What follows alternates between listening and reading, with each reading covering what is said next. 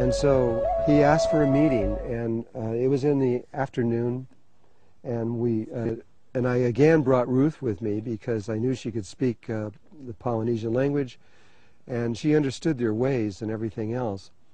And so we drove to the address they told us, which was it was his house, and we went into the backyard, and in the backyard there was Papa Mataru in an old white plastic chair in the sand, and his family standing all around him, his wife, his children, and their children, his grandchildren. They were all sitting around there waiting for us to show up.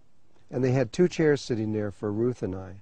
So we came in, and with great reverence we bowed to them and to give him honor for who he was. And he asked us to sit in the chairs. And so we started to introduce ourselves and everything. And while we were doing that, I noticed that he was squinting like this and trying to see who we were. And I realized that he can't see very well. He also couldn't walk very well because you could see his legs were swollen, and he had a cane beside his chair that he needed to be able to walk with.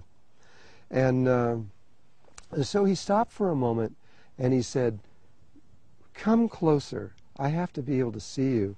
So I was about 12 feet away from him. And so I moved my chair about half the distance, and I sat down and looked at him. And he still was squinting and squinting. He says, "No, you have to come a lot closer. I can't see you." And so I did. I moved the chair till I was about that far away from his face. And I looked, and he says, "Can you see now?" And he says, "Yes, I can see." And then he goes really quiet, and he says nothing. And so I just sat there waiting for him to make the next move. And he looked at me, and he looked at me, and maybe 2 or 3 minutes went by. And then suddenly his whole face opened up, and a smile went on his face. And this is a quote. He said, "Oh, I remember you. You're from the stars." And he points to the heavens. He says, "I have been waiting to meet you all my life." He says, "Anything you want, you can have it, whatever it is." And immediately, to not lose the momentum, I said, "Well, we would like to go into the middle of the island to do a world ceremony there." And he says, "Absolutely, you can go into the middle of the island. I'll arrange everything." He says, "I'm an old man, and I can't walk very well, and I can't walk into the middle of the island, and I really want to be in this ceremony. I feel like I need to be there." He says, "Would you do it here?" Well, there's something I didn't say. The night before, I had a dream. And I had a dream that if you can imagine the grid around the Earth, and that it has a toroidal field, like a magnetic field that goes around it, just like it does the Earth, and it comes around and it goes in. It comes out of the South Pole and it goes into the North Pole. And so it comes out of Morea and it goes into Egypt. And if you think of that, it's like a big tube. It's a vortex, and it's hollow.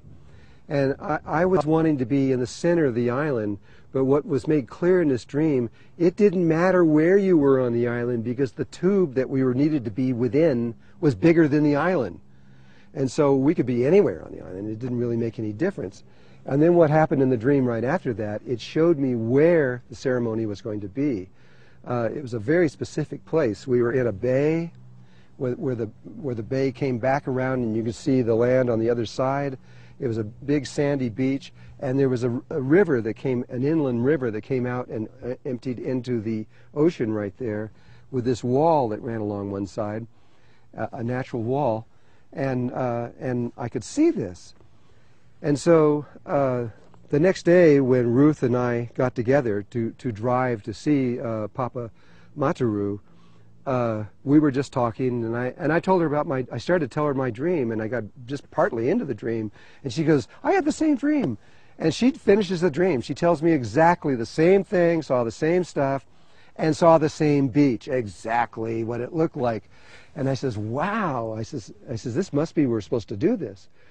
So Papa Mataru says, "I can't go to the center of the island. Would you please do it here at my home so I could be there with you?" And we were on the beach, but we couldn't see because there were all these trees that blocked the beach. So Ruth and I jumped up, ran through the trees, and we both got out there and we looked around and we go, oh my God, this is it. And there was no doubt to either one of us, this was exactly what we saw in our dream, and we knew we were supposed to do it there. So we went back to Papa and we said, yes, yes, yes, this is where we do it. And he got really happy. He says, oh, I can be there, okay. So our next question was, well, you are the king. When does the ceremony take place? Because we didn't know. And he said, tomorrow morning at sunrise. And so it was sealed. It was ready to take place for the first time. And we left and went back to tell all the other people what had happened during that day. When I got back there, somebody handed me a letter from Australia. I knew the person, but I hadn't talked to them in many years. But for some reason, they knew I was there and sent me this letter.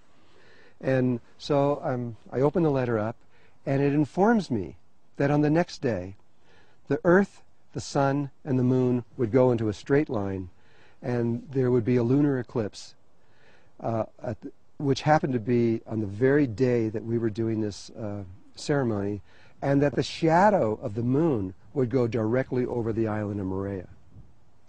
I go, wow, that's amazing, because we had not planned this, and I didn't even look into the heavens to think about that on those kind of levels. And so now, when I knew that, and we knew the beach and where it was, I was so certain in my heart that we were doing this exactly the way we were supposed to. The next morning at sunrise, all of us pile out of our bus. We squeeze through his backyard and into this beach, and we're all going out into this beach to preparing to do the ceremony. And it was at that moment that I realized I didn't have any idea what I was supposed to do. I didn't know. I was so wrapped up in finding the right place and all these other kinds of things and dealing with the different energies that was there. It never even occurred to me until I'm 5 minutes away from actually doing this. I didn't know what to do. I just dropped down on the sand. I put my head down in the sand so I could be alone, and I asked for inner guidance. And all of my training has been through Native American people and their understandings. And this was different. This was a very interesting ceremony that I had never seen before, but I had to go with what I was being told to do. And so I told everyone to go get something from the water, something from the land, and something from the air. And 3 objects. And so everybody went out.